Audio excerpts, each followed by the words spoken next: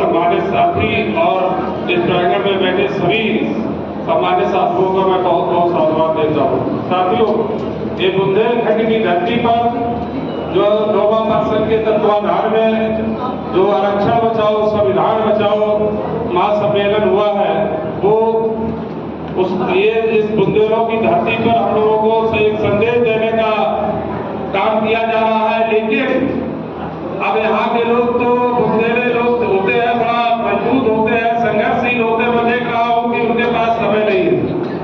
बहुत से लोग कहते समय नहीं है। अभी मैं डॉक्टर साहब यही बात कह रहे थे, क्योंकि अगर हमें वास्तविक में 50% से अधिक आरक्षण अगर बढ़वाना है तो ऐसे नहीं बढ़ेगा।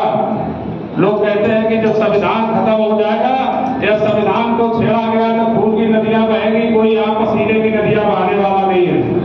9 दिन व्रत रह लेंगे, पैदल घूम लेंगे, 2 घंटे यहाँ पर बैठकर सुन नहीं सकते। हम लोग कुछ देने आए हैं, कुछ लेने नहीं आए हम लोगों से। साथियों, ये जो पर्सन है, पर्सन अभी नहीं, ये 28 साल से सामाजिक मुद्दों की लड़ाई लड़ता चला आ रहा है, जिसका नेतृत्व डॉक्टर उदित राज जी कर रहे हैं। हम लोगों ने कई लड़ाइयां जीती हैं।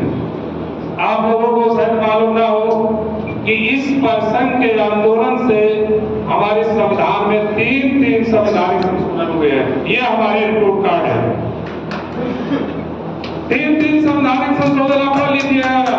51वां 52वां 50वां संवैधानिक संशोधन हुआ, ये हमारे पर्सन की देन है। बहुजन लोकपाल बिल अन्ना हजारे जब आए थे तो पूरा देश उनके पीछे घूमने लगा। तब डॉक्टर उदित राज जी एक ऐसे नेता थे जिन्होंने अन्ना का विरोध करके लोकपाल में आरक्षण की व्यवस्था करवाई। और जब से आरक्षण की व्यवस्था उस लोकपाल में हुआ, अन्ना हजारे साइलेंट मोड पे चले। कहीं दिखाई पड़ते अन्ना हजारे? नहीं दिखाई पड़ते। तो एक ये हमारी जीत है। और डॉक्टर साहब ऐसे नेता है, वो किसी से डरने वाले नहीं है।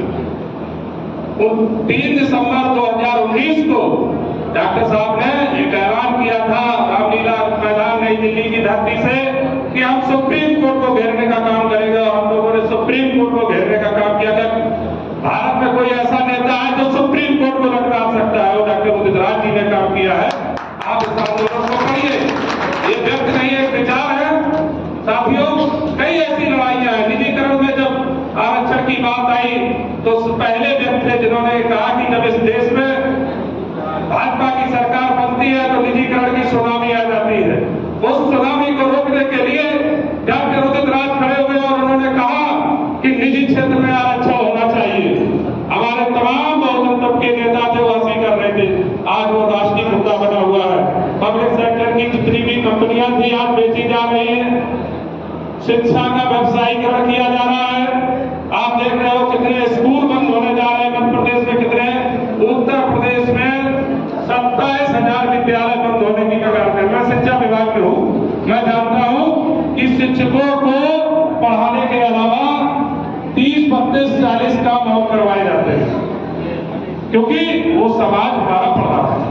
तो शिक्षा से इन्हें कोई मतलब नहीं है। आप समझ सकते हो कि 27,000 जब विद्यालय बंद होंगे तो इस देश में 55,000 वैकेंसी शिक्षकों की पहले ही कम हो जाएगी। लेकिन किसी को क्यों नहीं लग रहा? सब लोग कह रहे हम तो नौकरी कर ही रहे। ये नौकरी भी चली जाएगी।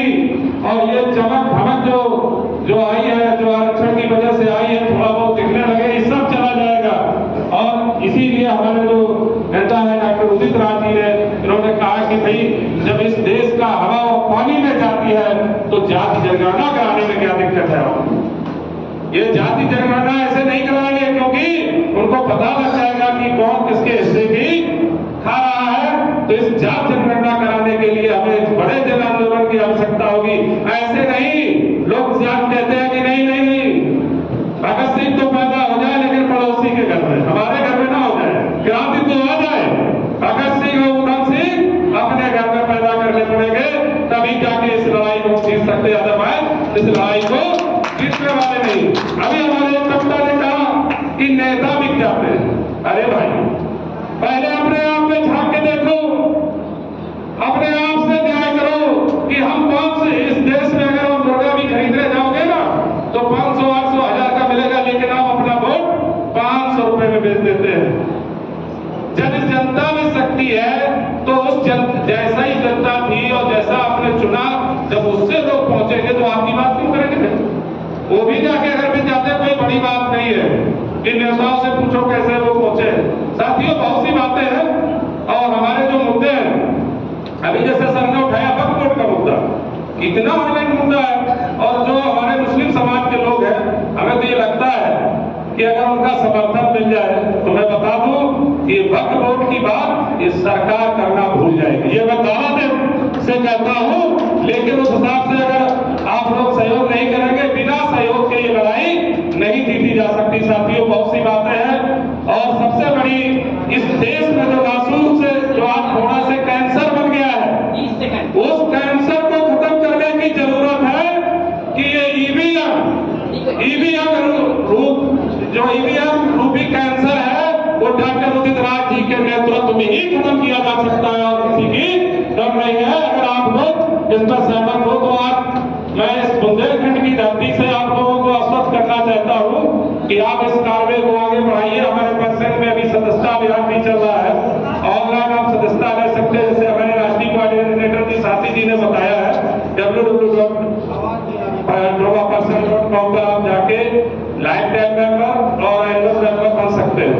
तो क्योंकि किसी भी संगठन की पहचान उसकी सदस्यता होती है। अगर लोग नहीं होंगे, लोगों की भीड़ से सर से ही नेता की क्वालिटी और उसका लेवल देखा जाता है।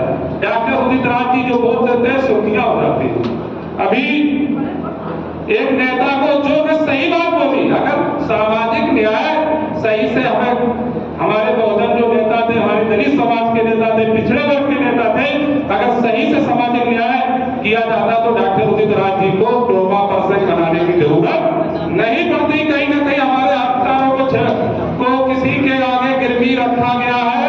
वही डॉक्टर उदित राज जी ने कह दिया कि जो बहन जी हैं इन्होंने सामाजिक आंदोलन का गला घोटा है, तो उन्होंने गले घोटने की बात कह दी तो उसमें इतना है तो मच गया है। अभी एक संसद में एक सांसद ने उन्हीं के पार्टी के सांसद को क्या क्या नहीं बोला, सारे लोग जानते हैं, तब तो कोई है तौबा नहीं मिटी, उसी सांसद को निकाल दिया गया। तो ये जनता सारी चीज को समझ रही है। साथियों, मैं पुनः अपनी वाणी को विराम देने से पहले आपको फिर एक संदेश देना चाहता हूं, क्योंकि बहुत से वक्ता है आदरणीय डॉक्टर उदित राज जी को सुनने को आप लोग उत्सुक है कि लोग कहते हैं कि अब मैं क्या करूं, मेरे पास अब समय नहीं है। तो मैं ये बता दूं कि सभी के पास 24 घंटे ही समय होता है। जितने भी हमारे महापुरुष और क्रांतिकारी थे उनके पास भी वही समय था। लेकिन बात ये होती है, लोग कहते हैं परिवार है, ये है, नौकरी है। मैं भी नौकरी कर रहा हूँ, मेरा भी परिवार है, सारे लोगों का है। लेकिन जब इच्छा शक्ति आपकी मजबूत होगी तो आप निश्चित ही यहाँ बांधा के और जो है दलित को चले जाएंगे। और यहाँ का लोग जो कहते हैं कि जीरो टॉलरेंस पर भ्रष्टाचार मुक्त प्रशासन है। अभी मैं जब आ रहा था बुंदेलखंड एक्सप्रेस में सर जी, तो हमारे साथी डॉक्टर विशंबर नाथ जी है, दत्ता तेरा सिंह यादव जी है और ये कुशवाहा जी है दिनेश जी, तो कह रहे सर जी अब इसमें तो झूले झूलने की जरूरत नहीं है, जो गाड़ी पे चल रहे हैं ये बुंदेलखंड एक्सप्रेस पे ऐसा बना, इसमें झूले झूलने की मतलब पूरा झूला सा झूलते चले आए। तो ये तो इनकी क्वालिटी है, क्योंकि उनमें क्वालिटी इनकी सही नहीं है। तो साथियों, बहुत सी बातें हैं। अब उनसे लड़ने के लिए हमें भगत सिंह को पहले अपने ही घर में करना पड़ेगा और हमें अब तपना पड़ेगा। ऐसे नहीं कि भाई आए और चले गए। तो परिस्थितियां तो आती है, तो परिस्थितियों पर मेरी बात के साथ मैं खत्म कर रहा हूँ कि परिस्थितियों से घबरा जाना धूल भयंकर भारी है और कोशिश जारी रखो निरंतर। अंतिम विजय तुम्हारी है, अंतिम विजय तुम्हारी है। साथियों, जिस तरह से लोग कहते हैं कि लहरों से डरकर नौका पार नहीं होती और कोशिश करने वालों की कभी हार नहीं होती। जय भीम, जय भारत, जय संविधान, जय